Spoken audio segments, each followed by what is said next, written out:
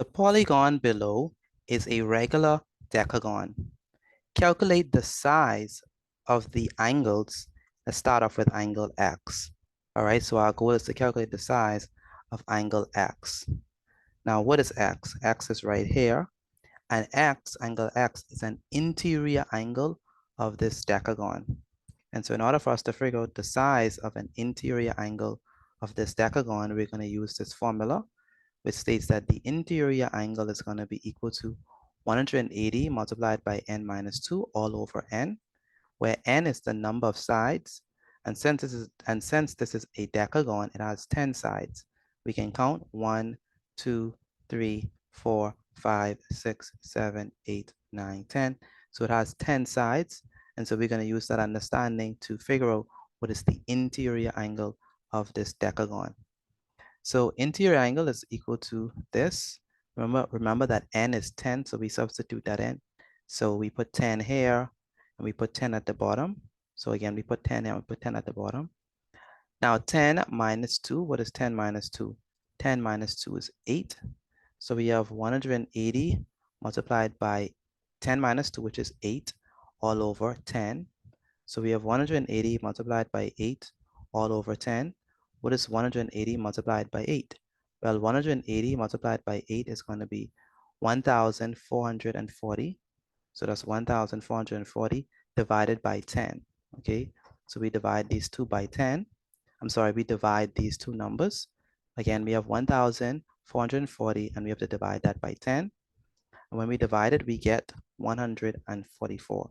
So that means that the interior angle is 144, which means that the size of angle X is 144 degrees. That is the interior angle. Next, we have to figure out the size of angle Y, right? Now, in order for us to figure out the size of angle Y, what must we do? Well, angle Y is an exterior angle. And so what we have here is angle Y. But remember that angle X is 144 degrees, all right? That's the interior angle.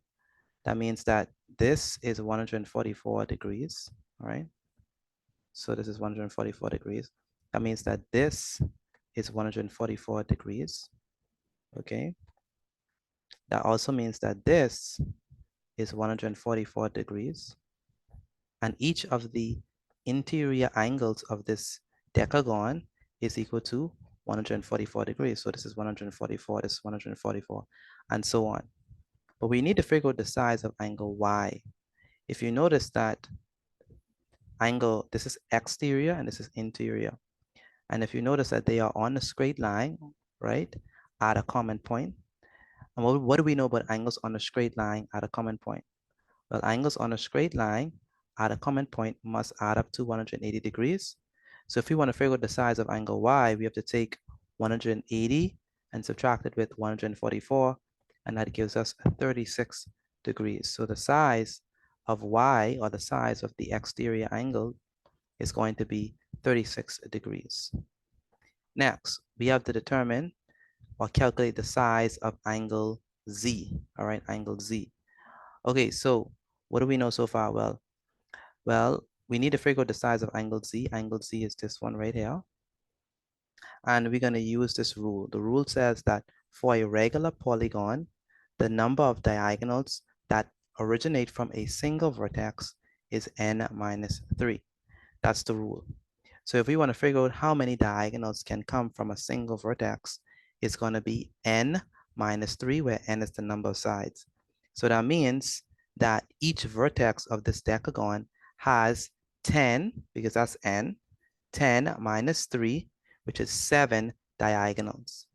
And so that's why we have this vertex, or this point right here.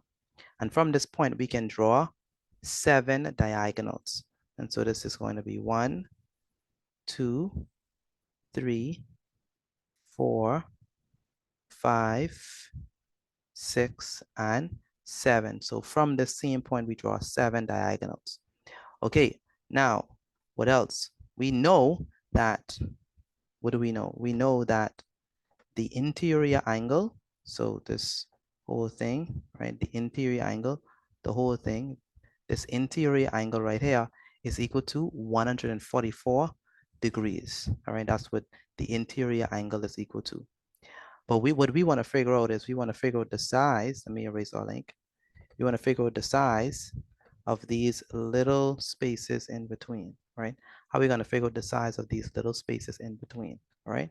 Well, we have to take the interior angle, which is 144, and divide it by 1, 2, 3, 4, 5, 6, 7, 8, because there are 8 spaces.